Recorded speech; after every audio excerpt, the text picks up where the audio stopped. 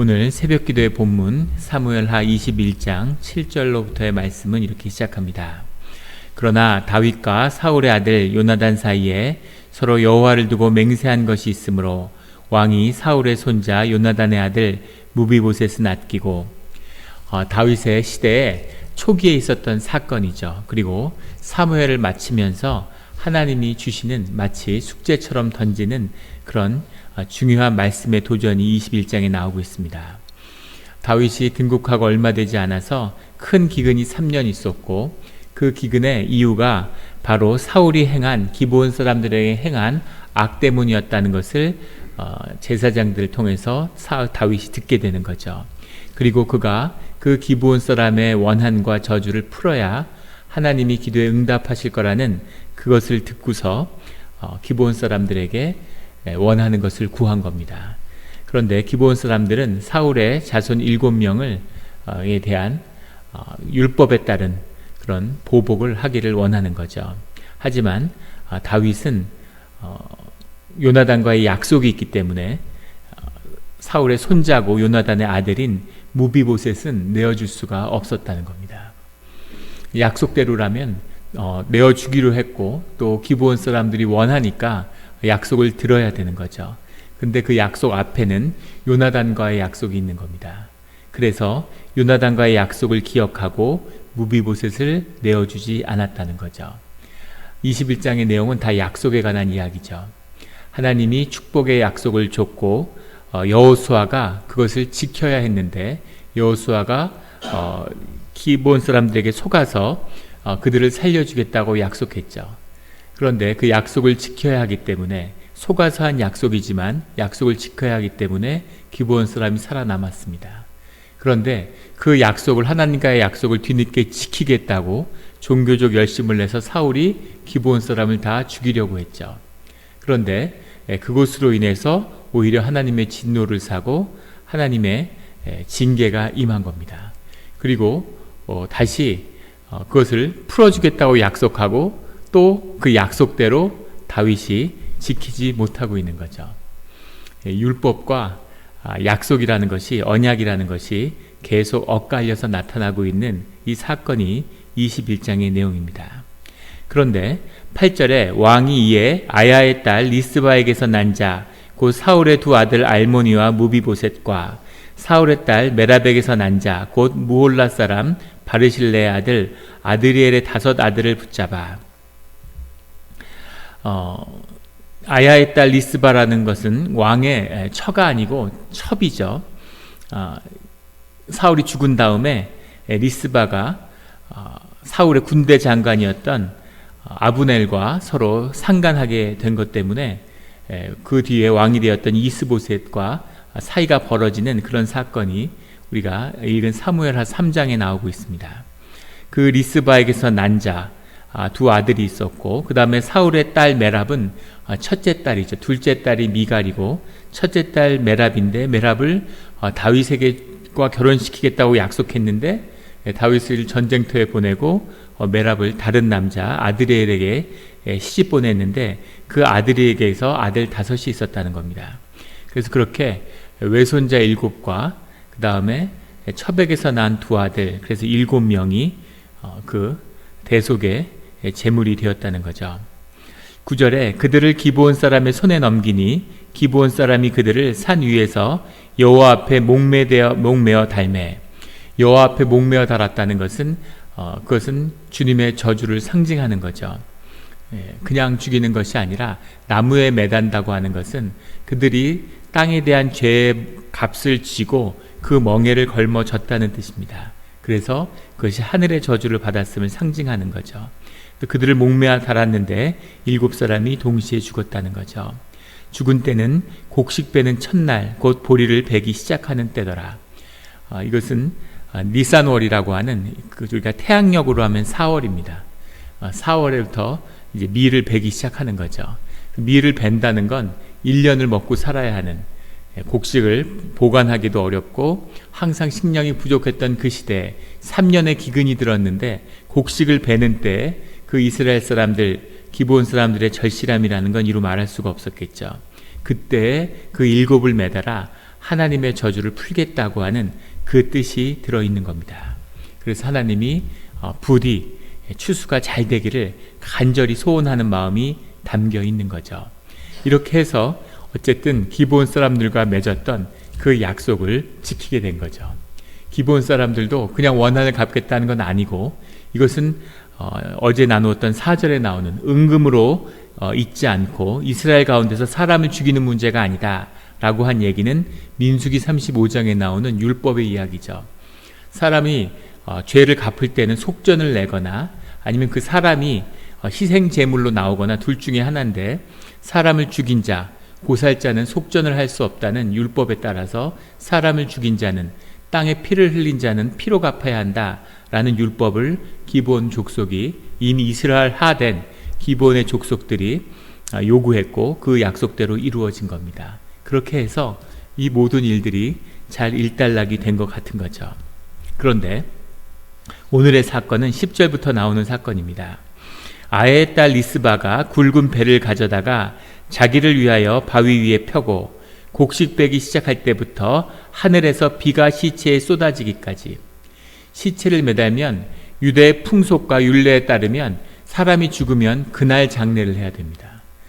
죽은 채로 두면 안 되고 죽은 사람을 발견하면 그 자리에서 장례를 해야 되는데 아무도 장례를 못하는 거죠. 왜냐하면 하나님 앞에 매달았다는 얘기는 하나님 이것을 받으실까 하고 기다리고 있는 겁니다.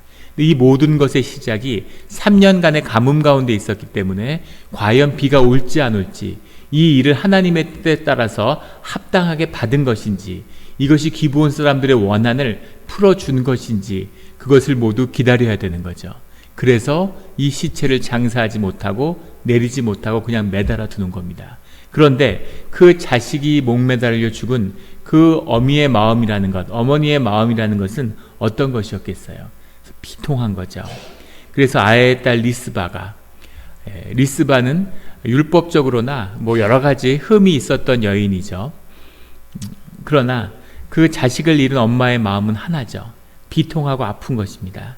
그래서 배를 펴고 비가 쏟아져서 사람들이 하나님이 그 죄를 용서하셨다고 받아들일 그때까지 그 시체 앞에서 그 시체를 지키는 거죠. 그 시체에 낮에는 공중의 새가 앉지 못하고 독수리들이 날아들어서 그 시체를 뜯어먹는 거죠. 그리고 밤에는 들짐승들이, 들어있는 이리, 코요테 이런 것들이 몰려오겠죠. 여우 이런 것들이 와서 시체를 뜯어먹는 거죠. 그렇게 시체를 뜯어먹는데 밤에도 지키고 낮에도 지키면서 들짐승과 새로부터 시체를 지켰다는 겁니다. 7구의 시체를 여인 하나가 이렇게 밤에도 낮에도 지킨다는 게 보통 일이 아니었겠죠. 낮에는 찌는 듯한 더위와 태양의 빛이 있는데 거기서 시체를 보호한다는 것도 어려운 일이었고, 밤에는 시체가 아니라 본인도 목숨이 위험할 수 있는 건데 목숨을 걸고 죽기를 다하여 그렇게 시체를 지켰다는 거죠. 그래서 이 엄마의 마음이, 그 비통함이 어떤 것이었는지를 보여주고 있습니다. 이에 아야의 딸 사울의 첩 리스바가 행한 일이 다윗에게 알려지매 그 일들이 다윗이 들었다는 거죠. 이 일이 개인의 일이 아니고 사사로운 일이 아닌데 어떻게 자신의 자식을 지킨다는 명분으로 이 국가의 존망이 걸린 이 사건을 이런 식으로 할 수가 있느냐라고 분노한 것이 아니라 다윗이 깊은 감동을 받은 거죠. 다윗은 울보니까 아마 또 깊은 통곡의 눈물을 흘렸을 겁니다. 비통하고 자기도 아픈 거죠. 그 아픈 다윗의 마음이 다윗의 마음을 움직여서 12절에 다윗이 가서 사울의 뼈와 그의 아들 요나단의 뼈를 길르앗 야베스 사람에게서 가져오니 길보아 전투에서 부자가 동시에 죽음을 맞았죠. 블레셋 사람들이 이 복수를 하기 위해서 시체를 성벽에 매달았는데 아무도 이스라엘 사람들이 감히 가서 시체를 가져오지 못하는 거예요. 그런데 그것을 야베스 사람들이 가가지고 시체를 수습해 와서 시체가 야베스 사람에게 있었던 것이죠.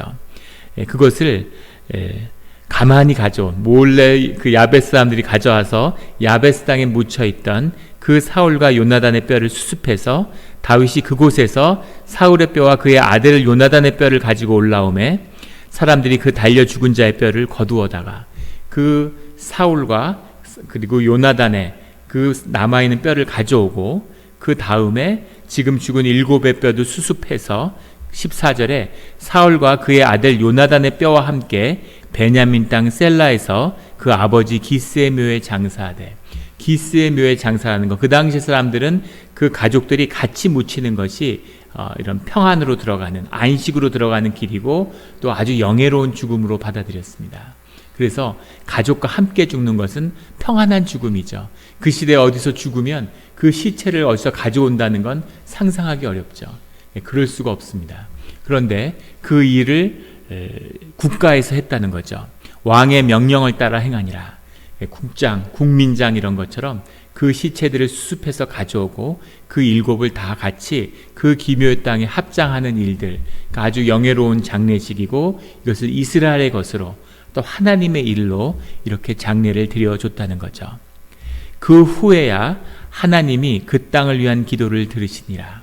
이것이 오늘의 결론입니다. 사람들이 이 모든 사건이 시작된 건 비가 오기를 바라는 것이었죠.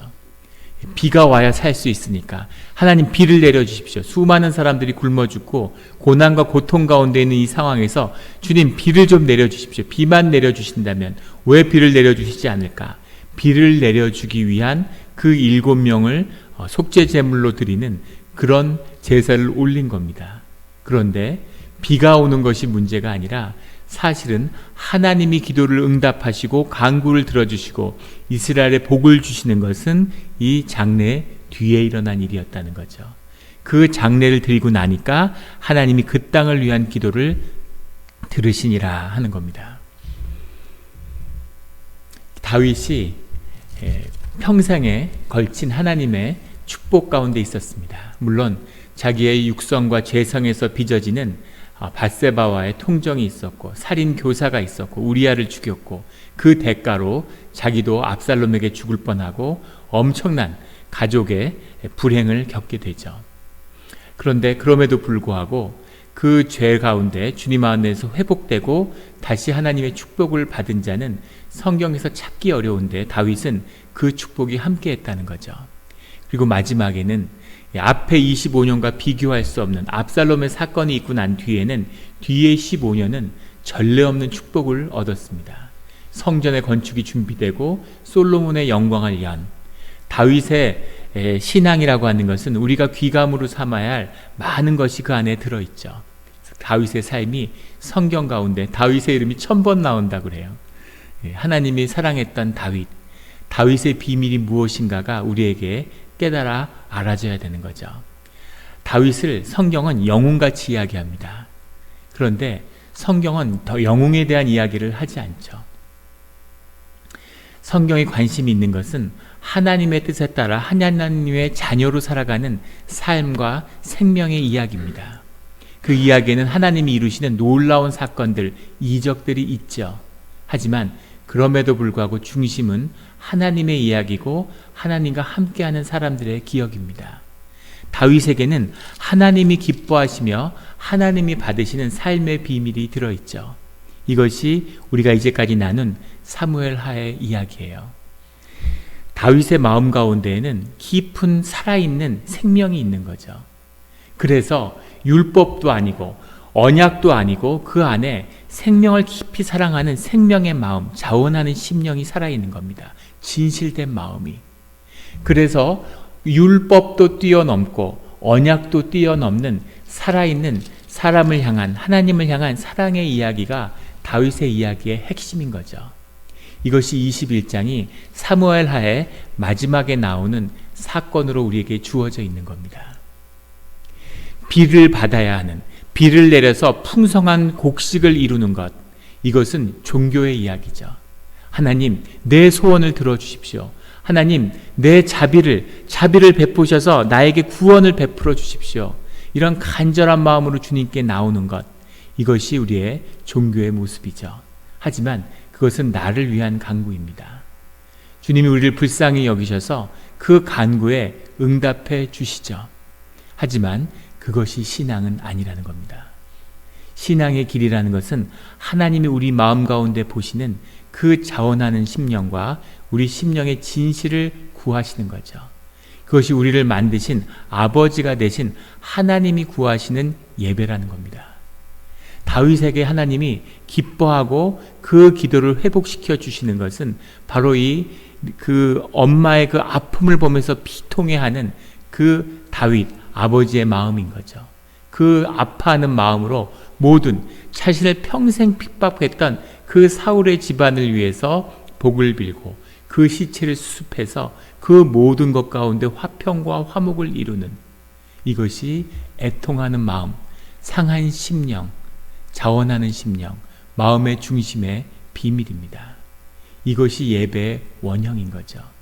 이것이 드려지니까 하나님이 그 땅을 위한 모든 기도를 이제 문을 열고 응답하기 시작하셨다는 거죠. 이것이 다윗이 가진 생명과 축복의 비밀입니다. 이 말씀을 계시로 받는 자, 이 사건의 참된 뜻을 깨달는 자는 주님의 큰 축복이 함께합니다.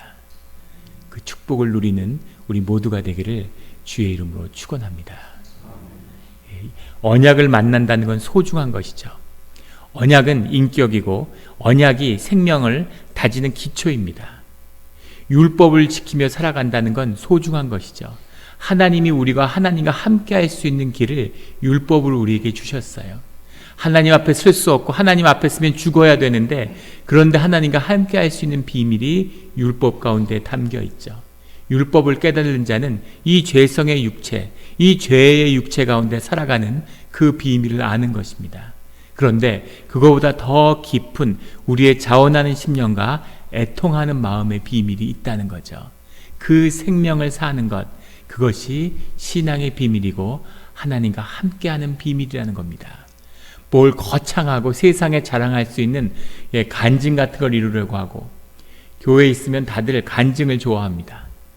간증을 듣고 싶어하고 간증 집회 같은 거 하면 다들 은혜가 충만하죠.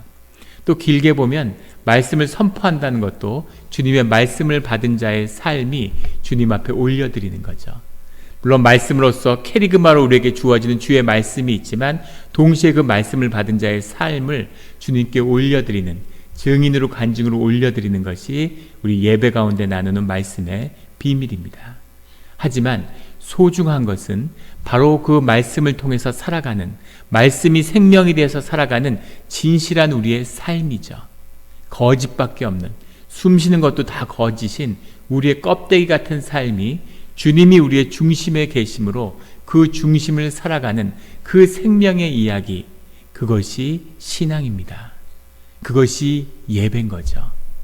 그 죽어가는, 죽을 수밖에 없는, 세상의 거짓과 타협하고 살아갈 수밖에 없는, 종교의 옷을 입고 종교의 거짓으로 살아가는 우리의 삶 가운데서 그 예배를 통해 종교의 옷을 입고 있지만, 율법의 옷을 입고 있지만, 그 중심에서 우리의 애통하고 상한 심령, 절망하고 좌절하고 실패하고 비통한 아픔에 울부짖지만 그 진실한 마음을 가지고 주님을 만날 수 있는 비밀, 그것이 우리가 드리는 예배의 비밀이고 공동체의 비밀이며 생명의 비밀입니다.